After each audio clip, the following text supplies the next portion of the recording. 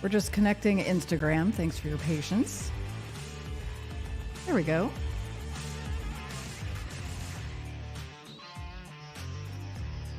Welcome to our Instagram viewers. A little bit behind. And welcome to the Idaho Sheriff live stream broadcast with Dan Wilson for Kootenai County Sheriff. I'm your co-host and producer, Donna Wilson. I'm here to screen your questions and comments. We're here to discuss all things liberty without compromise. And we are the only, as I always say, flim-flam free broadcast in all of Kootenai County. Take a moment right now to share this live stream to your profile and to send your questions or comments through to Dan. Put them into the comment section on whichever platform you're joining us tonight. Absolutely, 100%. Whether that's Facebook, YouTube, or Instagram. For the most interactive full screen experience, be sure to watch on Facebook or YouTube. So if you're having issues over there on Instagram, join us, Facebook or YouTube. You get the full screen. For those listening back on our podcast, thank you. Anyone can listen and subscribe to our podcast on whichever platform you get those shows. Remember to subscribe to our YouTube channel. It's easy. The Idaho Sheriff. That's our YouTube channel. And then like and follow our Facebook page. We're almost up to 1,000. I mean, like 8 or 9 away. So like and follow it. Now here's the only sheriff candidate in Kootenai County endorsed by Sheriff Richard Mack, retired Brigadier General Blaine Holt, former heavyweight champ David Nino Rodriguez, and backed by both current and retired law enforcement from all over the West Coast and right here in Kootenai County. Here's Dan Wilson. Howdy. You have my mic up finally? I do. It is? Yes. You sure? It was a little behind. Let me try that again. Howdy, folks. It's here. 27 days until decision is made where you, the citizens of Kootenai County, get to decide whether or not you are okay with mediocre leadership in the sheriff's office. And, you know, of course, the FOP boys, they're at it again. Well, you know, they were up early this morning. They Yeah. had to get their digs in. Yeah, I'm certain But that they're watching. I'm certain the FOP president. Here's the good news. They got their eyes on you. Yeah. Well, I've known that they've had my eyes, eyes on me for a very long time. But we're going to address those FOP fanboys probably next week. I don't know. I'm not feeling too You're much going to wait like that long? Yeah, talking about You're tonight. going to make them wait that long. Friends in the region, thanks so much for joining. I've heard you loud and clear. Many of you have said that you want leadership, that you want liberty without compromise. Well, Kootenai County, we are getting very close to that edge of making that decision. And I am looking forward to being your next sheriff in the upcoming uncertain times, but have hope, as I always say. If you've just logged on, remember to share this live stream. So click that share button so your friends and family can join in. We've had some great events this past week. We were at the Safe Harbor 5K run. Great time. Good seeing so many folks that come out to support those that are human trafficking survivors. And of course, we greatly appreciated being a part of that great group.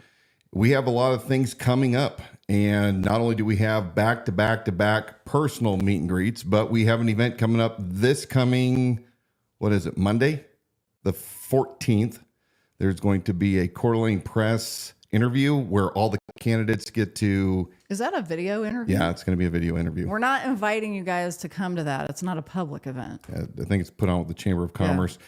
And then right after that, there's going to be an event at Live Coffee that I'm going to attend. I am not a speaker, but we are going to be there in support of an organization, The Innocent. So that's at the North Idaho Freedom Fighters. We also have on the 21st, that is a week from this coming Monday, the Liberty Without Compromise rally.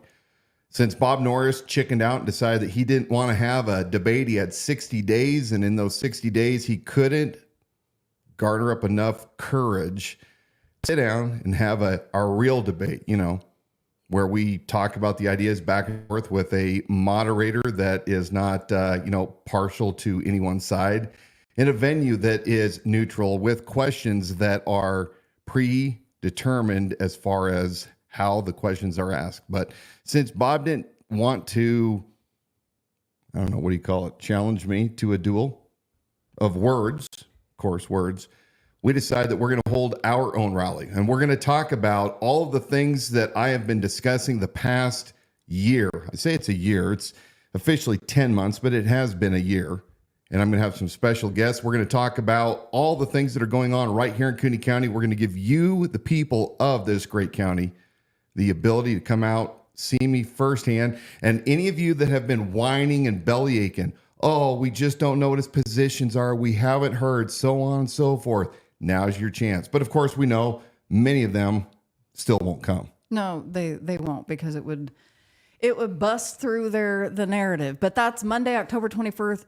21st now you sound like me. 6:30 Now you sound like me. p.m. Watch it there, buddy. North Idaho College, and we're on the second floor of the Student Union Building, room 205. 10/22, the day after that rally. I think that's a Tuesday, because if Monday is the rally, that would make the 22nd a Tuesday. Mm-hmm. I'm going to be down at the in Cataldo, Idaho.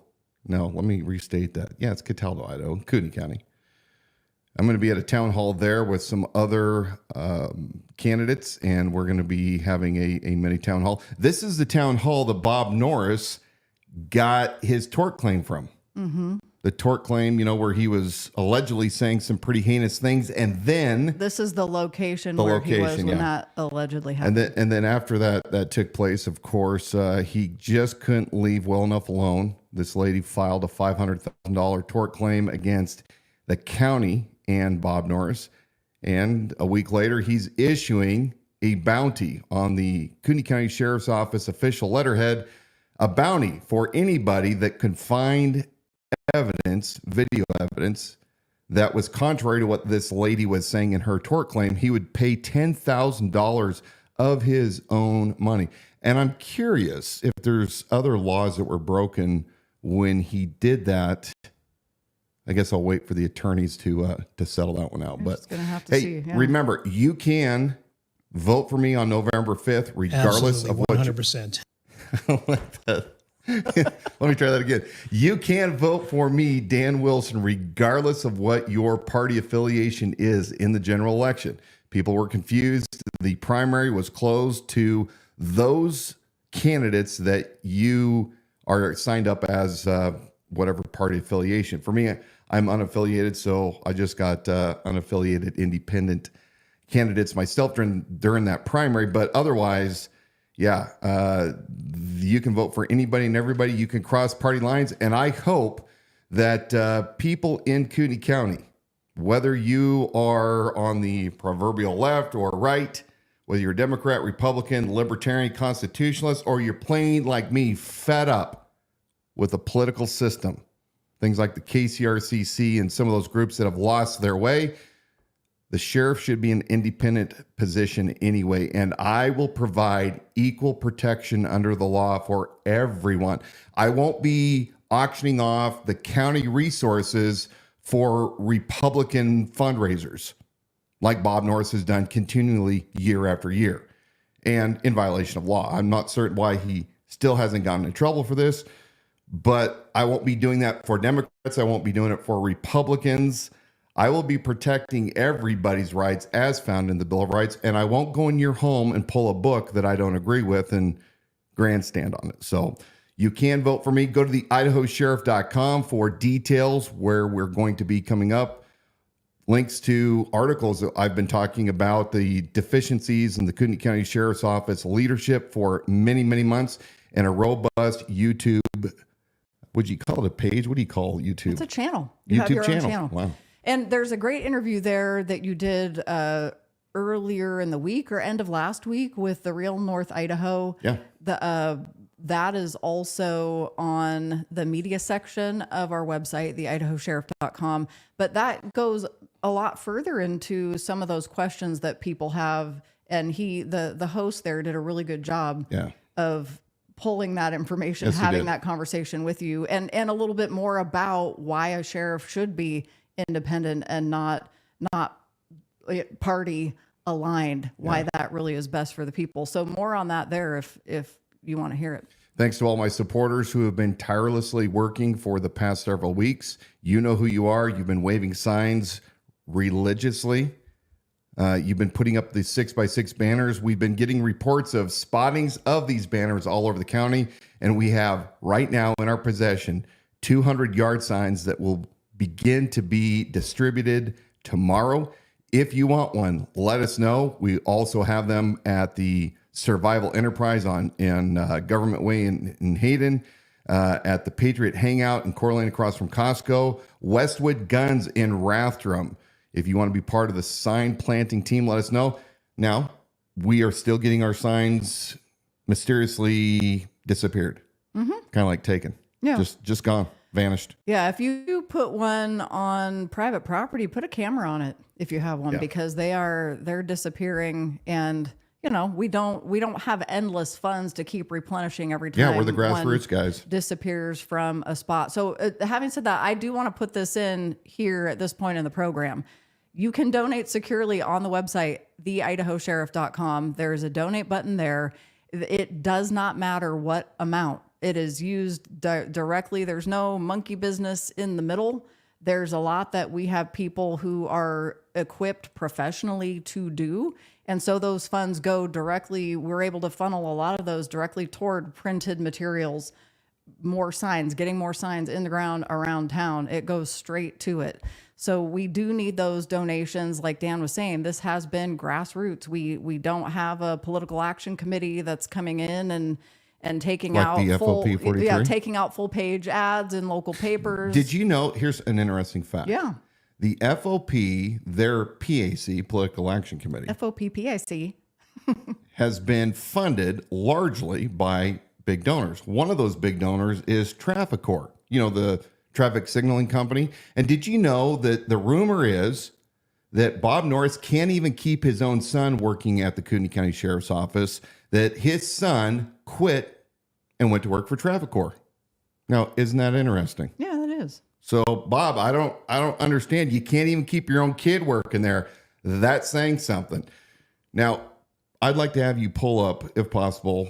I probably didn't prep you quickly enough for the law enforcement endorsement page. I want folks to take a look at the endorsement page on theidahosheriff.com. Met with several more deputies this week. Been greatly appreciative of all of their support and insight, even some retirees. If you want to add your name to those that endorse Dan Wilson, please send it to info@theidahosheriff.com. That is info@theidahosheriff.com. We'll make certain to get you added to that list. It's a robust list, and we have some pretty good quotes on there as well. So we do. All right. Let's talk about a couple quick things that I'm going to carry on from last week that have seemed to alienate people. And I'm not certain why it alienates them. Hold that thought. Don't forget. I don't want to be in trouble for making you forget.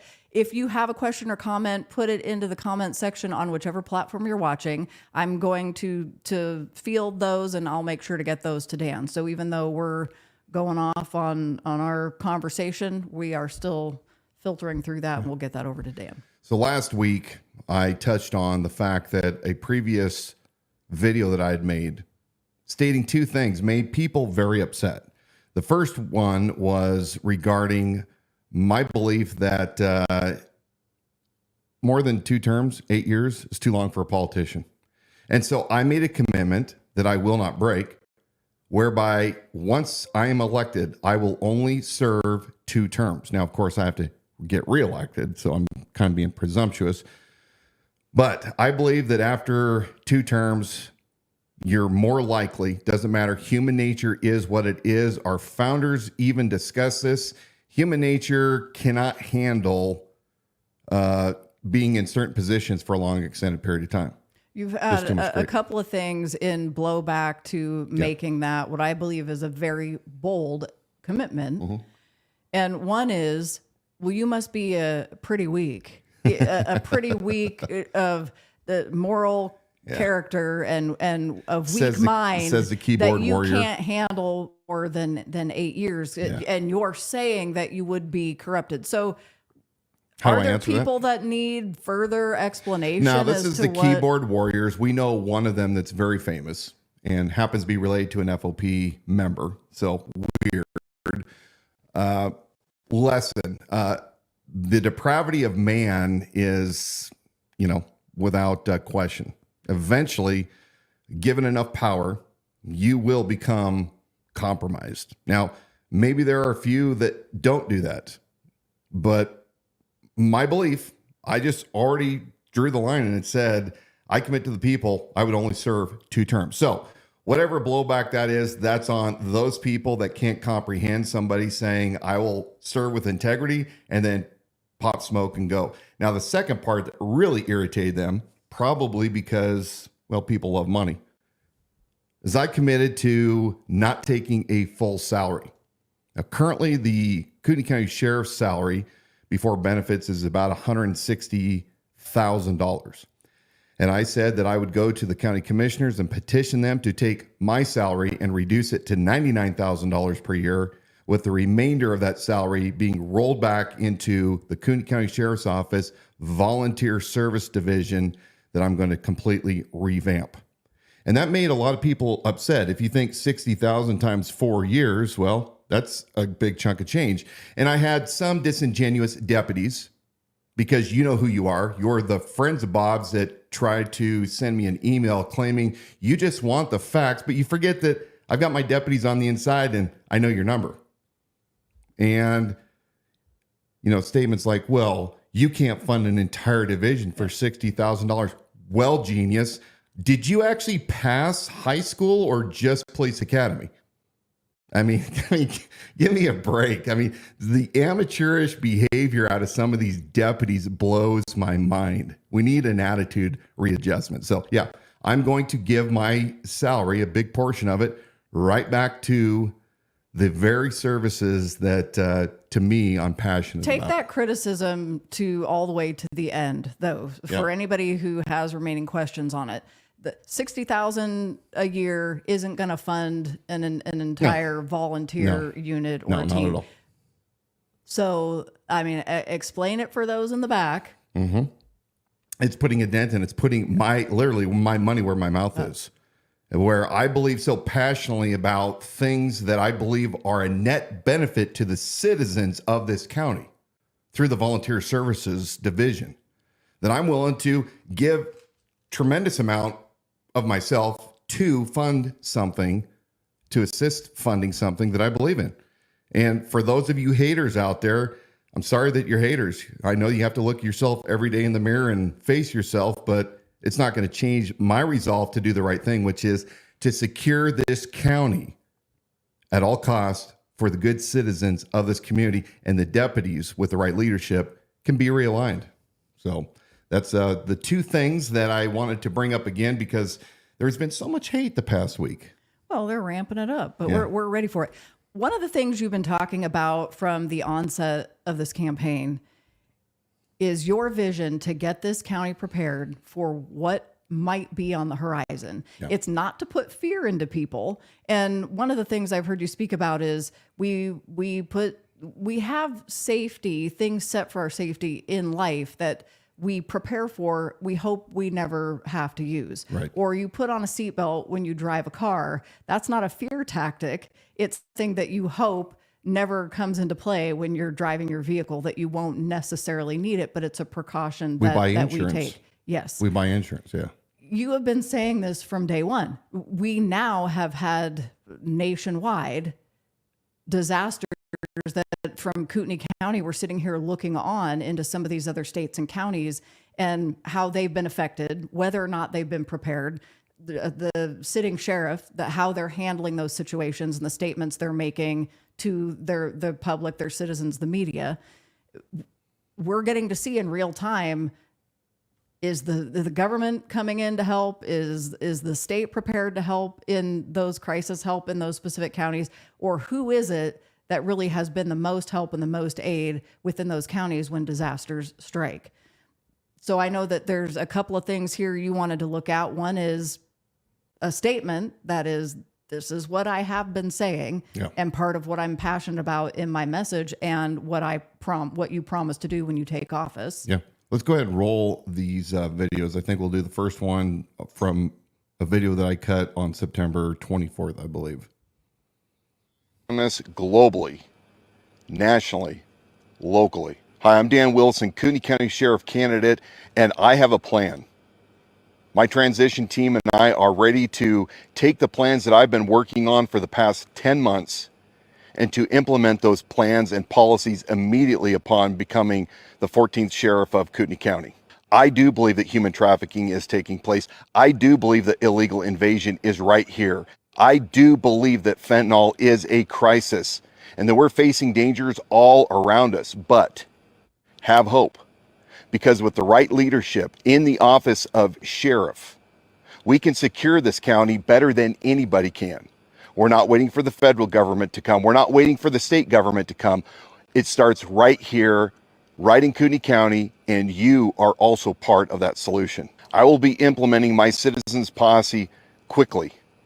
We will have our plan of action, and it is for everyone in this county who wants to participate shoulder to shoulder in the cause of liberty without compromise. Together, we can overcome all adversity that comes our way. Please vote for me for your next sheriff of Kootenai County. And I've been saying for 10 months, my passion is to get this county ready. We've seen real world examples since 2020. And, frankly, before 2020, but especially since 2020, with the attempted usurpation of the Bill of Rights during the 15 days to stop the spread, when many of our fellow Americans decided that because of a virus and propaganda, they would gladly trade their dangerous liberty for a certain security. But people in Kootenai County were a lot smarter than that. And they didn't buy off in that propaganda as much as other larger counties in the state and even around the country did.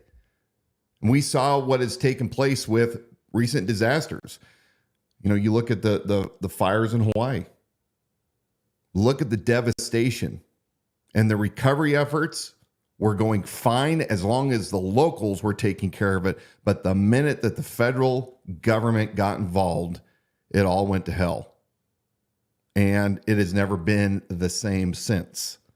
And we can look at all these dangers, and it doesn't take a rocket scientist to realize that when you have an administration that has been weaponized against the people, that eventually you cannot rely on the federal government. I mean, hell, you have Article 4, Section 4 of the Constitution. They are supposed to secure the borders, and yet they are aiding and abetting invaders from all over the world to come across unchecked into our sovereign nation. So why would we expect them to be Johnny on the spot when we have a natural event? Now, in North Carolina, we have a hurricane, and in Tennessee and in Florida, they get hurricanes back there on the East Coast and flooding. We don't get hurricanes up here in the Pacific Northwest, but here's what we can have. We can have earthquakes. We can have firestorms. We can have man-made events. And the thing is that you have to be prepared today, as I've been saying, 4 months. Nobody's coming. It's up to us. Hence my passion to get a Citizens Posse ready to maintain the rule of law, where we have subject matter experts from every field and expertise and profession ready to join us with whatever problem we have to fix that problem. I want to play a video right now of a sheriff, two sheriffs back in, I believe it's North Carolina. You may have seen this video, but they get it. They understand what they're up against. Listen to what they have to say, and then we're going to discuss it a little more. About Biden and Harris. Yes, what were you going to say? Oh. But I don't want to curse. I'm scared there'll be little ears listening. Well, and you've been up here. You've been up here for how long? Just 2 days. 2 days? Sheriff hadn't left, and he's doing a fantastic job, so. That's right. I mean, Sheriff, you have been amazing. Thank you so much for all you do. I'm going to definitely get this up on social media, and we're going live tonight with Sean Hannity. But if you had a message for the White House and how they've handled the situation up here in North Carolina, what would your message be, Sheriff Wright?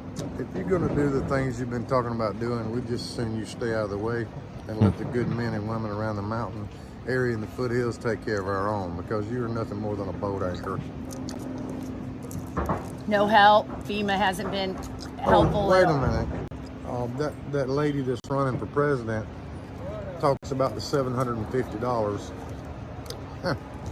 What about all that money you give to Ukraine and all these other people that really want to kill us? don't want to do anything to help us. Why don't you just give that money to them? That's who you want to give it to Well, begin with.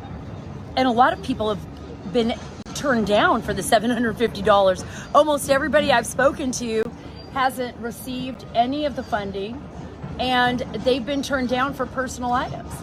Well, they talked about get on your phone or your computer. Do you not see what the devastation is? They don't have a phone or a computer. There's nothing up here. There's no communication. I'm going to be posting this later. There's no way to access the internet unless you have a Starlink net. And everybody's... Thank you, Elon Musk, by the way. Oh, yes. Thank So you, come Elon soon, Musk. President Donald Trump, we need you. What are the... Yes, that's a message for you, President Trump. And I was going to ask you, what are the most affected areas that you've seen? Is this pretty much ground zero from what you've seen, or can you... Well, I think that'd be better for the sheriff here to answer for sure, because he knows his county a lot better than I do. Here in Rutherford County, what are the most affected areas? Almost certainly. Lake Lure and Chimney Rock is the most affected areas. We've had... I mean, we're here in Chimney Rock, and I know they've been Chimney cleaning... Rock? What was Chimney Rock? Yeah. What was At lower Chimney? end of the county, we've had a lot of damage, but nothing to this magnitude here. This has just been devastating, and the people... For all of you out there, whatever you can do, whether it's Samaritan's Purse, whether you live in the area... Yeah. Samaritan's Purse, 'cause they Yeah, don't- Samaritan's they don't Purse take is... no cut off of it. All these other people, they do useless stuff on the blog. So Samaritan's Purse, that's it. Samaritan's Purse. Come out here if they need. I heard you need more hands, more help, more manpower in some areas. So if you're living out in the area and you have special skills and you can help. Let me tag onto that. Okay. Don't just show up saying I want to help. You get in touch with somebody and get some. They'll give you a code. They'll give you a person to be in contact with, because we know you want to help. But we have to vet you, because there's stuff laying around here that people's worked all their life for. We can't let a stranger come in here and just walk up and down They the don't street. want looters. We're not going to have looters. If you come over here and loot, just like in Spartanburg. We get the general idea. lock So up you at all. have two sheriffs back there in this ravaged area, the town of Chimney Rock. And a couple things. You probably already know this, but the federal government didn't show up. The military didn't show up. The National Guard did not show up. What were they doing?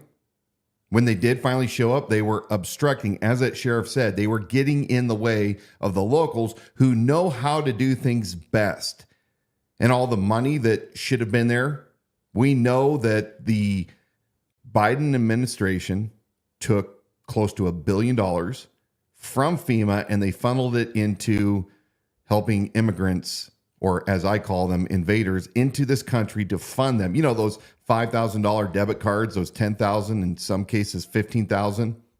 Well, that money's coming from somewhere, and it's not helping the taxpayers of the country. It's going to support those that are here illegally. And so, in conclusion, you heard that the sheriff was saying, if you're going to give to an organization for disaster relief, give to Samaritan's Purse, because Samaritan's Purse gives all of the funds to the effort, unlike a lot of other I'm going to agencies. share that on the screen because I do have somebody asking about that nonprofit. So I'm just going to put that up there at SamaritansPurse.org. Now, I've given to website Samaritan's Purse many times over the years. I believe they're a reputable organization. They said also, if you want to help, they need help. My take is they didn't have a citizens posse. So they were still making do. And he had to say, wait. Don't just come here. Yeah. Call, get connected with somebody. Because we want to vet people. That We want was to the make word he certain that we used. don't have criminals coming into our town feigning that they're there to help with the disaster when their intent is to steal from the communities that they have entered. And so a lot of things that are going on there. And I want folks to think about what it would be like here in Kootenai County in the event that there was an earthquake and the federal government isn't here. And if the federal government sends some actors, how much of an obstruction would they be? I believe my local neighbors would be more equipped readily to take care of the mission of saving lives and getting our infrastructure stabilized than I do of the federal government. And this is why it's so important to have a citizens posse. You have to have a network of people throughout the entire county region that understands what they're going to do in any kind of an event that have to have radios because, as they said, cell phones were not working. Musk had to send Starlink in to get people's cell phones up and running because, the government, all their stupidity says, well, if you need help, call us. The reality of it is that there will come a time in every county across this entire country where you're going to need alternative methods to get in touch with people. And that's through these radios. And you need to learn from radio experts in your community. Every community has radio groups where you can learn what kind of radios to buy and the licensing that you need to obtain in order to operate those. But it's important that you have all sorts of ability to communicate besides landlines and besides cell phones. But I want you folks to remember that you have to have a sheriff that is willing to set the tone from the beginning. And in the past 4 years, I've not heard one thing out of the current sheriff, not one thing where he said, hey, just so you know, this is what we've got going on. What he says is he's got a search and rescue team of 210 members, and he wants to expand it to 400. Well, Bob, you've had 4 years. Why are you just now trying to do this? You should have been forming a citizens posse 4 years ago when you saw the threats, or you should have seen the threats, but maybe you were too disposed to your coffee with sheriff events and playing with your helicopter, and going to all the KCRCC functions where you're hobnobbing or doing your exhibitions with your SWAT teams and with your regional air support unit and your canines out at the Black Rock gated community. A real sheriff looks at the danger on the horizon and he works tirelessly to get solutions there, which is to secure you folks in this county, and you folks are part of that solution. What blows my mind is he says the best indicator of future performance is past performance. And at his own campaign kickoff rally, he's sharing press releases from when he took office 4 years ago. As, see, look here, here's my Is that proof kind of like of my talking past about your performance. homework from like 4th and 5th grade when you're in the 10th grade? I liken it to people who are still telling their heroic sport stories when you're 50 something and your glory days in high school. It's like, okay, and that was a printed press release, and how is that proof of action that has actionable items over that 4 years? Folks, don't be conned. For far too long, for generations, people have lost sight of what the primary reason to have a sheriff is. And it's not just to perform the law and order functions, the same things that the police departments do, where most people don't know the difference between a deputy with a star versus an officer with a shield.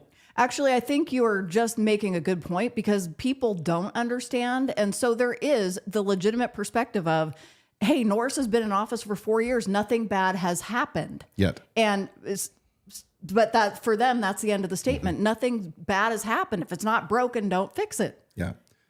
But as the chief law enforcement officer of the county, as reinforced by a Supreme Court ruling back in the 90s, the sheriff is the first and last line of defense for his people.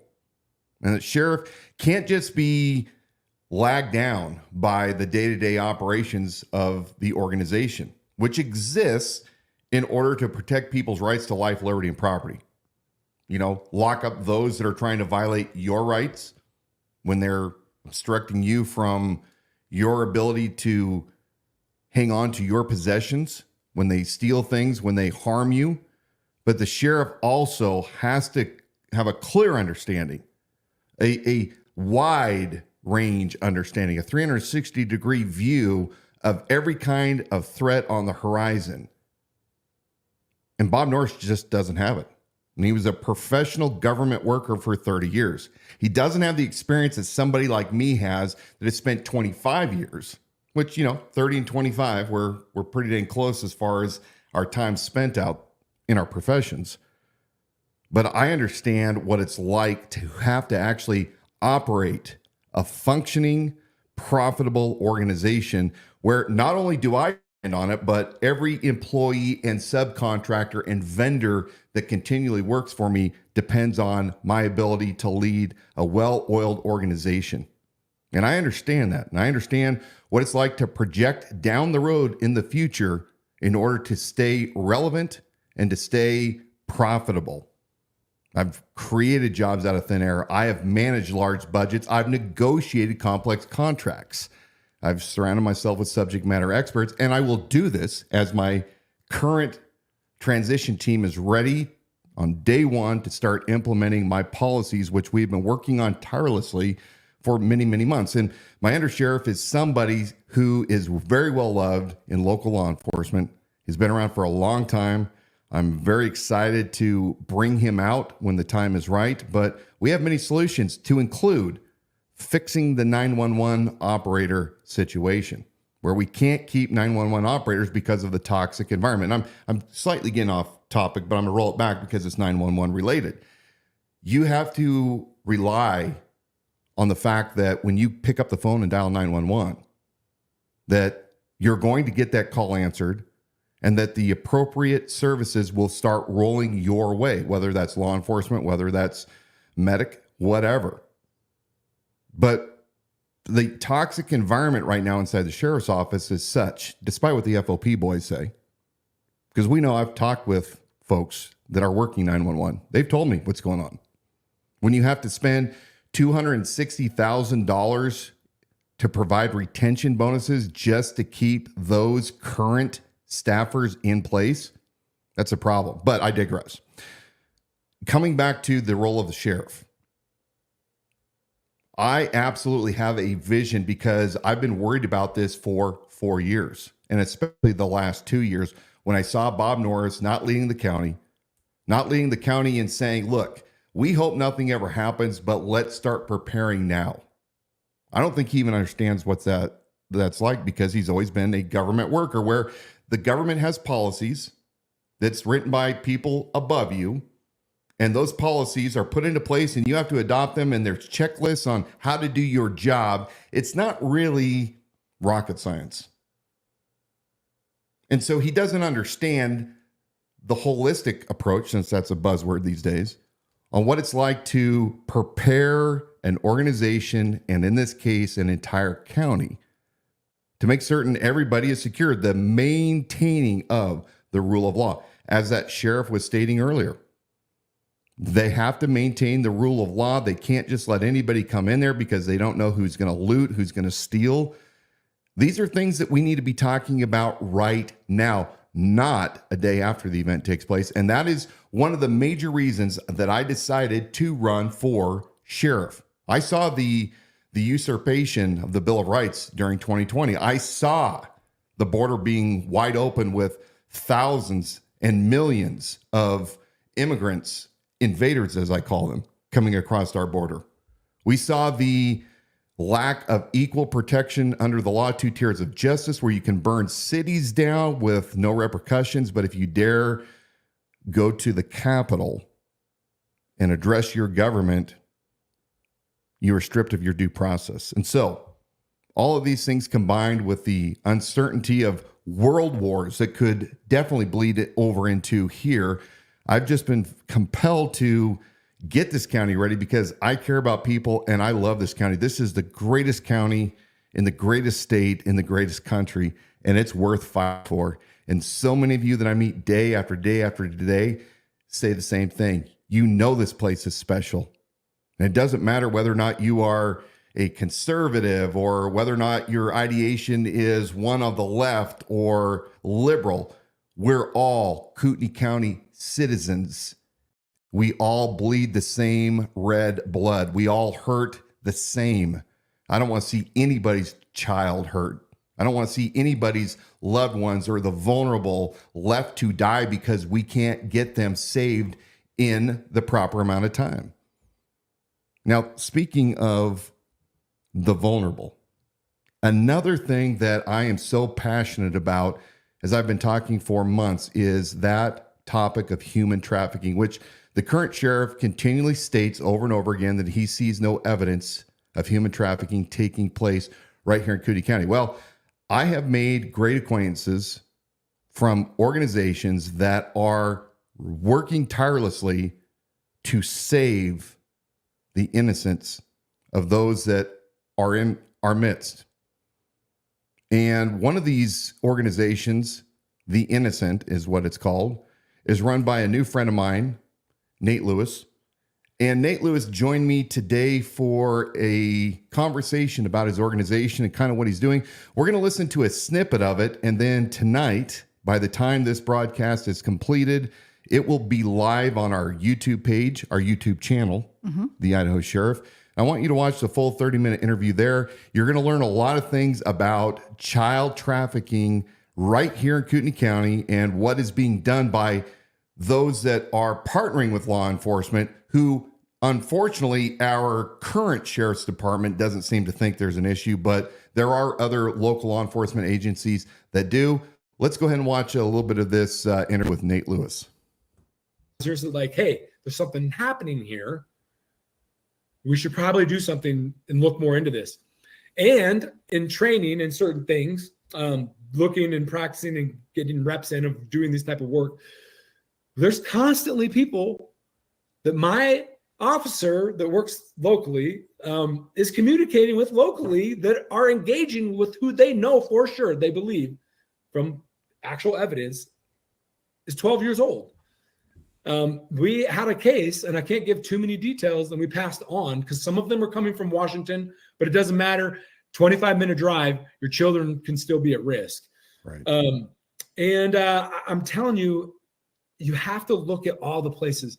It may not be that there's like these dark secret hotels or Airbnbs that are housing a tons of kids. I'm not going to get into all that, but there's also ways that I think children are more at danger. And I think the most dangerous place they are for kids is online. And if we're not looking online and we're not looking at it from that angle, I think we're missing a lot. We're missing a lot. We really are. And, you know, I can't even, I can, obviously I was in law enforcement for 12 years, but I still cannot comprehend those stats that you just told me about right here in Kootenai County. I mean, my youngest daughter is now almost 17. I had a 12-year-old and a 14-year-old. I had 5 of them. And to think that there are pervy men and women, and I assume that it's probably majority of men, but those looking to defile one of these young innocent, it makes me enraged. Oh. And I don't know about the people that are watching this right now. I have to believe they too are not anything less than enraged over this evil behavior. Dan, let me give you some real stats. And there's some real people in Kootenai County Jail right now who have been arrested for some of these things if you look up the word traffic and the definition of those laws.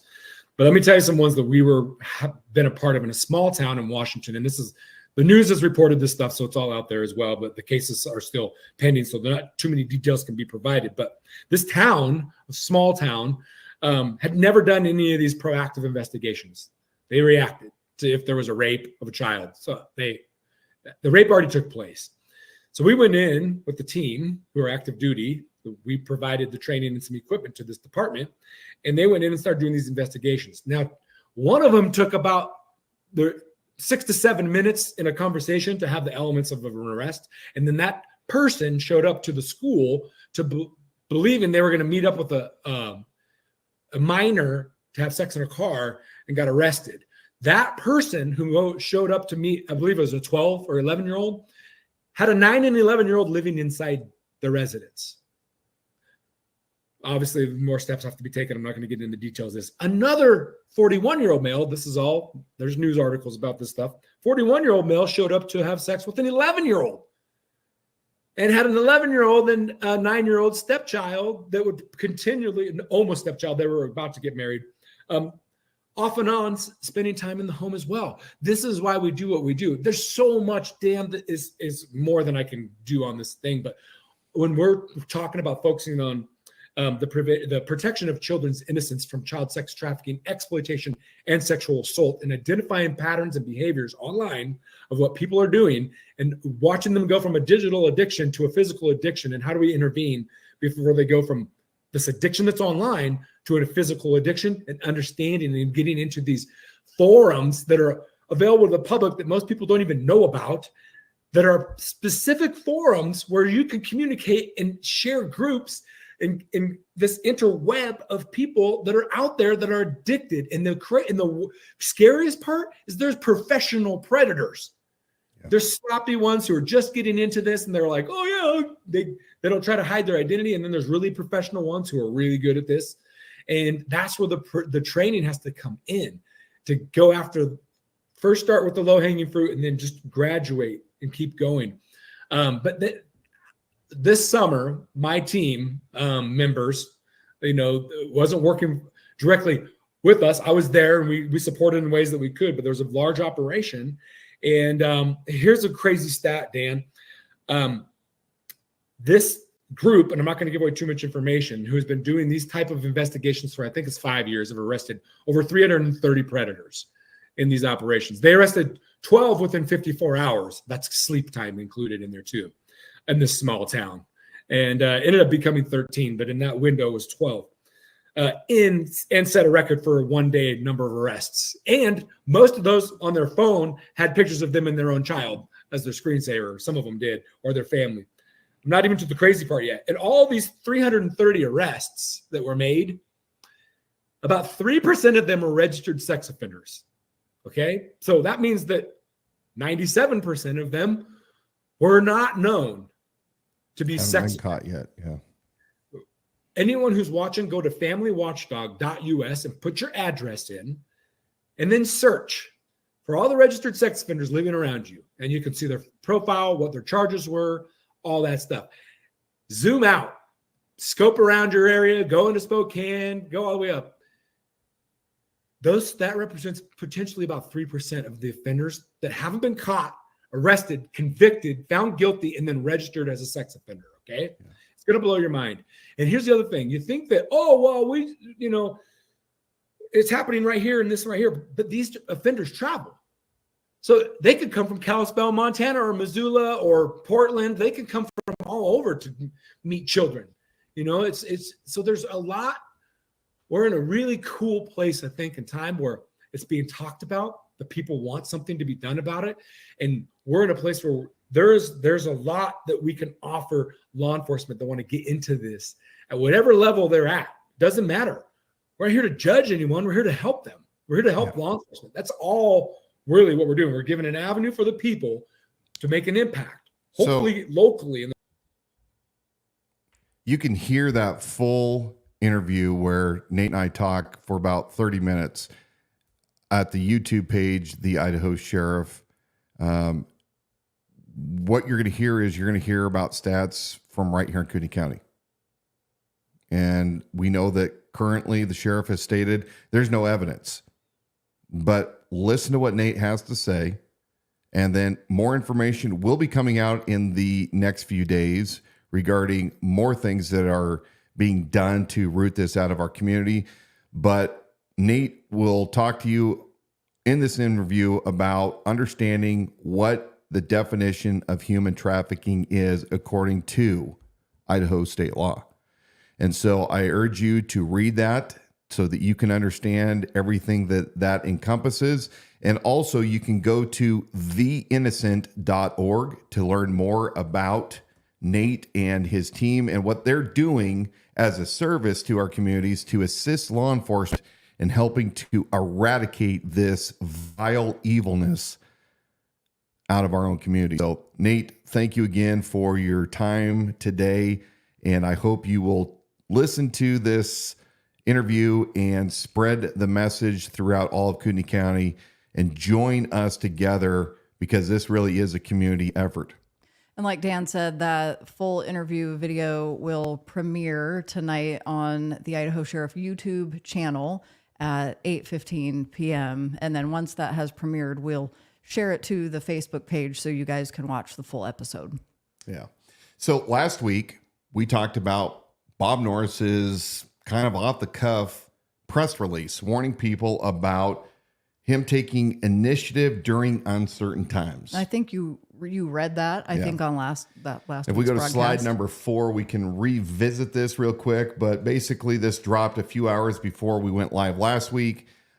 He said, "Your safety is our priority. Millions of illegal border crossers, 2 assassination attempts on a presidential candidate, and upcoming anniversary of a war in the Middle East. The news stories are troubling in the Middle East and at our southern border, and especially in our own political process. I want you to know that your sheriff's office is proactively serving your community. I've instructed your sheriff's office to deploy additional resources to ensure that peace is maintained and for a more rapid response to events should one arise in your community. I encourage every resident to stay vigilant, and if you see something suspicious, do not hesitate to call your law enforcement agency. Now, there's so much going on there. Yeah, so we're talking about gonna use more resources. We're talking about border crossers, assassination attempts, upcoming war anniversary in the Middle East. News stories are troubling, not only at our southern border, and I'd say our northern border as well, but also in our own political process. So, what does that mean? I put in a records request immediately upon receiving this, and I received it just yesterday. And if we go to slide number 5, because I like everybody to get to see up close and personal what I requested, you'll see that I put this in on, this one, they sent it to me on 10/8, but this was done last week on 10/2. And here's what I asked in my email. If we go to slide number 2, or second page of the slide, rather. I said, referencing Sheriff Norris's 10/2/24 media release, Sheriff's Office takes initiative during uncertain times. Please provide the following information. Number 1, what are Sheriff Norris's sources for his concern? Number 2, what concerns does Sheriff Norris have regarding Kootenai County political process? Please provide specifics like what threats and by whom, and whether Clerk Jen Locke also shares these concerns, and how Sheriff Norris and Clerk Locke plan on ensuring our local elections are safe and secure. Number 3, what additional resources has Sheriff Norris deployed, and will this entail any overtime for deputies and staff or additional non-budgeted expenses? And lastly, number 4, please provide all emails, memos, policy changes directed to all deputies, supervisors, and command staff relating to this additional deployment of resources. So after just shy of a week, my response was number 2, unable to respond for one or more of the following reasons. Number 2, no search criteria was provided. So apparently, please provide all emails, memos, policy changes directed to all deputies, supervisors, and command staff relating to this additional deployment of resources isn't enough information. So apparently I wasn't using enough phrases. Well, is it that, or is it that what Bob Norris is putting into his press releases? He is saying no substance search criteria. All due respect, those that receive these, not the poor clerks that are doing the hard work, the record specialists. This is directly from command. So command, you guys know exactly what I was asking for, and you're obstructing like you do often, but whatever. Now, the rest of everything was given a response of not known to exist. So apparently, Bob is concerned enough to put out this press release, but there are no plans. There are no records for what the sources of his concern are. So he's not going to provide those. He's not going to provide what concerns he has about our political process and what he and Jen Locke have been discussing. So they're not going to provide any basis for that.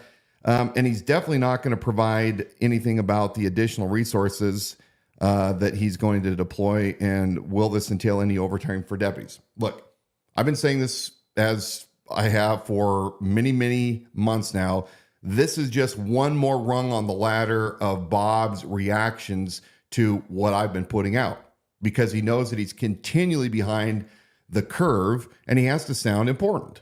So his special deputy PR guy, Bruce Matari, who happens to also be the county commissioner with that special deputization where he's never gone through a psych or poly or, any of the other things that those of us that went through the hard way of law enforcement had to do, and has access to privileged information. Well, I guess there's no substance to any of it, folks. So if there's no records of anything, did it really exist? Or is this proof that, once again, Bob pulled something from his backside to present as a hero to the people? I just think it created a lot of confusion. Maybe we live in a world, and even already in a county now, that things move quickly enough that his feet aren't being held to the fire for that. What additional resources are putting out there? What is that? What are they? Well, look, I'm concerned, if he's concerned, that there's a potential for the local political process to be compromised or to be vulnerable? Well, we want to know this. And I believe it's this coming Friday. The elections office is going to be holding some testing of the voting equipment. So I'll be down there to observe that with many other elected representatives or campaigners like me, since I'm not an official elected position yet.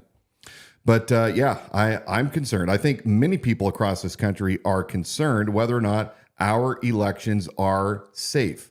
And I believe that when Bob says things like he does in these little pressers and he starts making people concerned, then he better have something backing that up if he's going to run his mouth in an official press release. And according to his own department, they have no records to substantiate anything that he said. So thank you for joining us tonight on this live stream broadcast. We've got a few more minutes left in the hour. So we want to remind you that you can donate securely to the campaign on our website, theidahosheriff.com. My feeling is we have not asked liberally enough, even over the course of the whole year.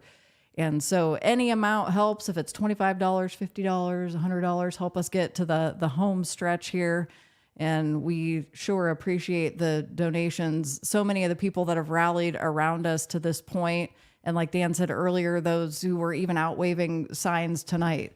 And Terry checked in with me and said lots of honking and waving and positive response out there. We were outside Candlelight Church on Sunday morning for, I think, all their 3 services. We were there for, what, 4 hours? They might have 4 services. Love how friendly the people were from Candlelight going and leaving. And several weeks earlier when we were at one place up in Hayden, standing outside trying to get our message out so that people know who we are. In fact, you and I later on went to lunch, and we had a lady walk up to our table and said, "Hey, are you that guy running for sheriff?" I said, "Yeah." She said, "Well, we saw you waving your signs. We looked you up, and you absolutely have our vote." So if you happen to be that lady that came up to us at our table on Wednesday, I was going to say Wednesday, because church is on Wednesday and Sunday, right? Mm-hmm. On Sunday. For us old Baptists, it is. Yeah, that Sunday, was awesome. Sunday morning, Sunday night, Wednesday night. But yeah, thanks to all of our volunteers. Thanks to Dan, who's been building all of the signs and getting those put up. Thanks to Grizz for helping on the back end. Terry, and I'm going to forget so many names, I'm going to get in trouble, but Jen and Bill and Grizz and Monica, Linda. I'm forgetting many names. I don't thank people. Yeah, I know, because it'll never end. I am very grateful, though, for those who have partnered with us these many months.